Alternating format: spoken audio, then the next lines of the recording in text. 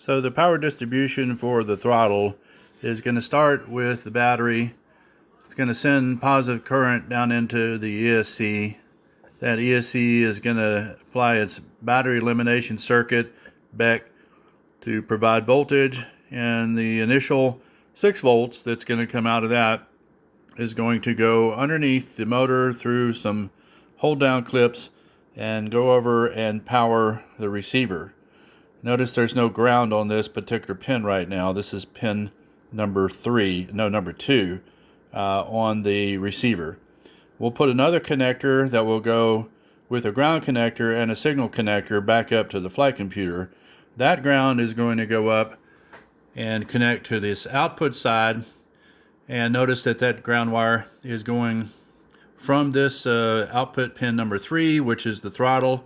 The signal pin is the white pin on the right. The ground pin is the black pin on the left.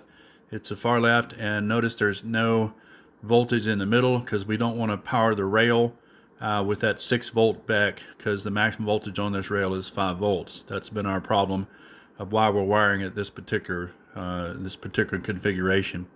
But the power will come back. Output will come from the throttle through the computer. That on the input side of the receiver, we're going to make those wires in a minute, and it'll drive the output signal, and the power will come back through that ground from the receiver and back in to the ESC BEC circuit that returns back to the negative side of that battery.